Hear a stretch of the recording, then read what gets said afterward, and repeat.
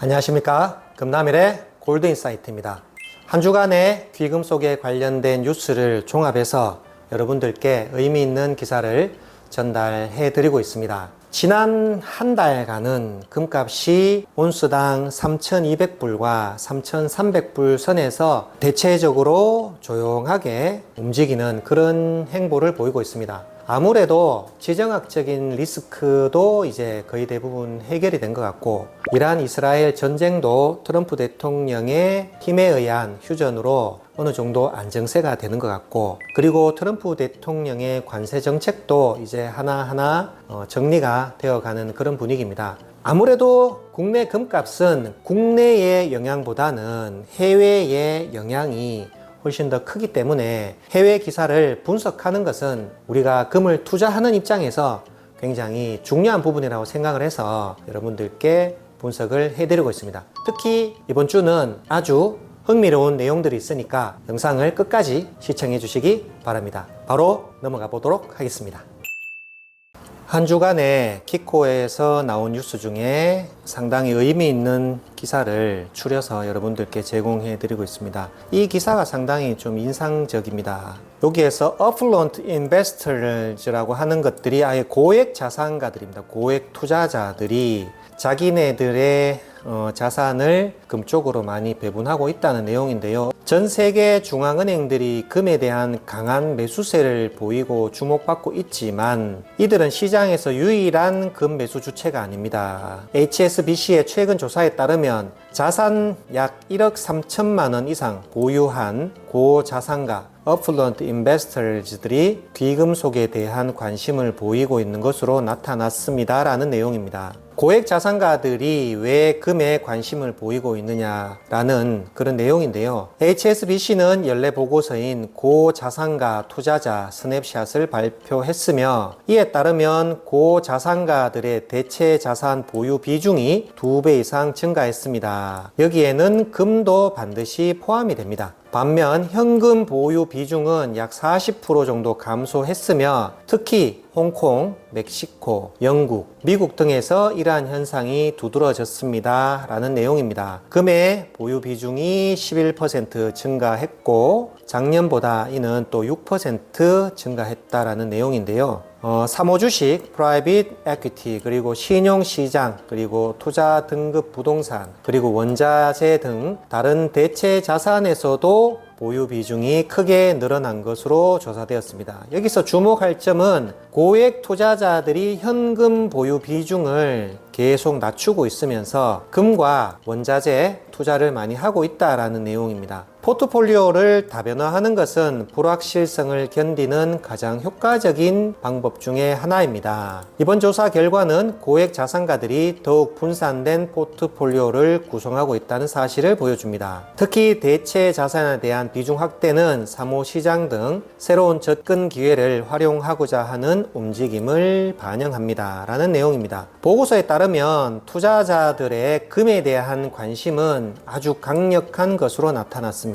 전체 응답자의 절반이 향후 12개월 내 1년 내에 금을 보유할 계획이라고 답했으며, 이는 현재 보유 비율의 2배 수준이라고 이야기합니다. 그 중에서도 41%는 실물금을 매입할 계획이다. 28%는 디지털 금자산 ETF를 이야기를 합니다. 고액 자산가들이 디지털 금보다는 실물금을 보유하겠다라는 계획이 더 많은 것 또한 상당히 관심 있게 바라볼 필요가 있는 것 같습니다. 또한 젊은 투자자들 사이에도 금에 대한 수요가 증가하고 있으며, 최근 토큰화된 금, 토커나이즈드 골드라고 합니다. ETF도 포함될 수 있는데, 이런 자산이 올해 가장 주목받는 상품 중에 하나로 떠오르고 있습니다. 우리나라도 금과 관련된 ETF 그리고 KRX 시장에 금 투자를 하실 수도 있습니다. KRX 같은 경우는 한국 거래소인데 거래를 할 경우에 금을 실시간으로 구매를 하고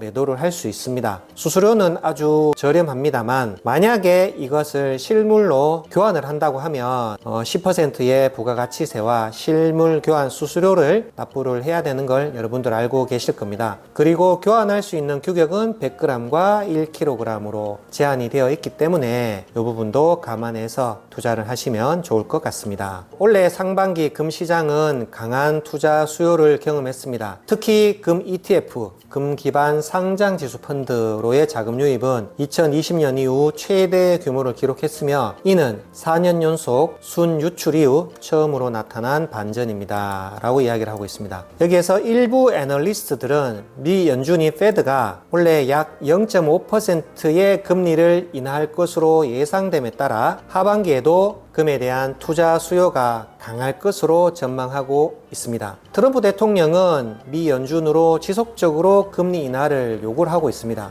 최근에 미 상원에서 대부분 감세 법안이 이번에 법안을 통과했습니다. 그렇게 되면 미국 정부는 세수 수입이 줄어들게 되는데 이는 다시 말하면 미국의 부채가 증가할 수 있다라고 이야기가 되는 부분입니다. 7월 1일 발표된 별도 보고서에서 HSBC는 2025년 금 가격에 대한 평균 전망치를 온스당 3,015불에서 3,215불로 상향 조정을 했습니다.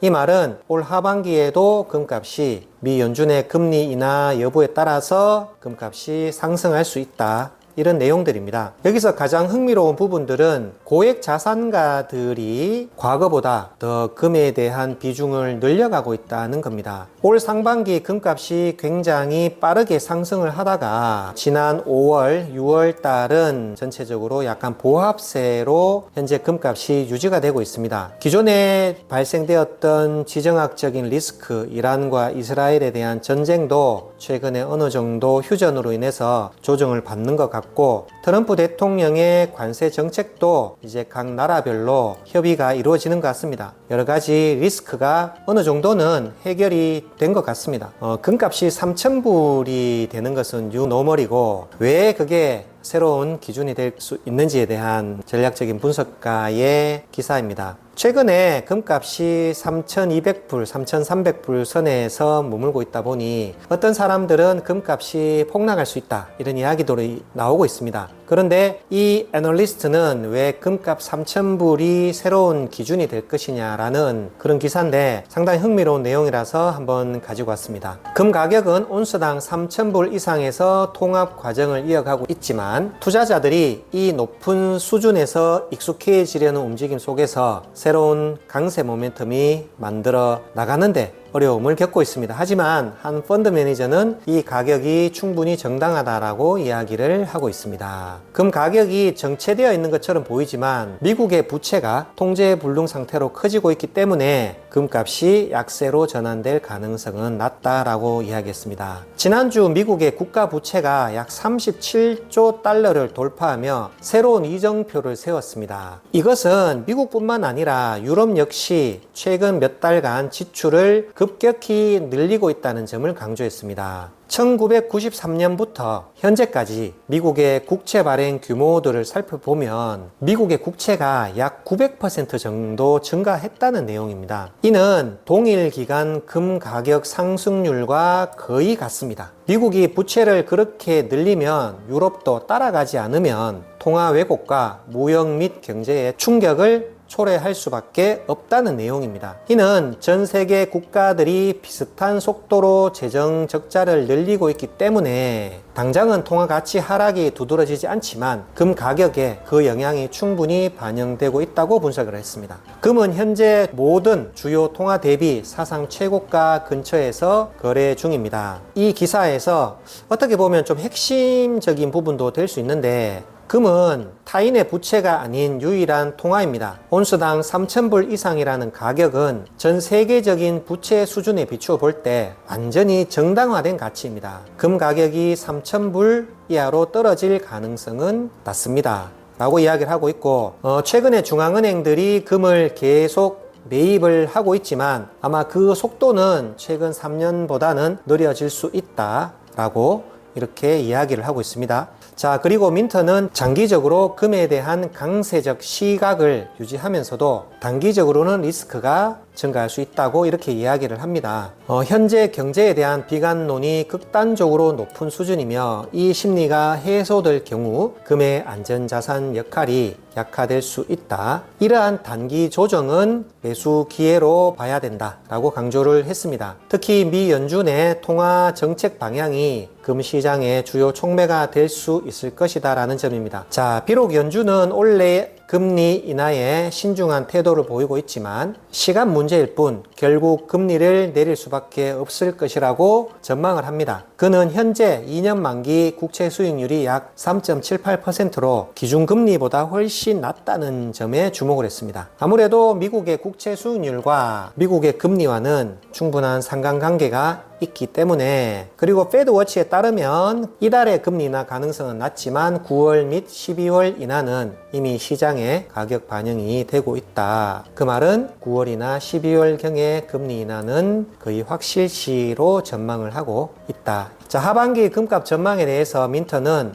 작년의 흐름을 참고하면 미국의 연준의 금리 인하가 시작될 때 금 가격이 온수당 300불가량 추가 상승할 수 있다고 내다봤습니다. 이는 3,700불까지 상승 여력을 시사합니다. 왜냐하면 미국 연준의 금리 인하와 중앙은행들의 탄탄한 금 수요는 금값의 하방 압력을 강력하게 지지해주고 있기 때문입니다. 오늘도 이렇게 한 주간의 이슈를 한번 정리를 해보았습니다.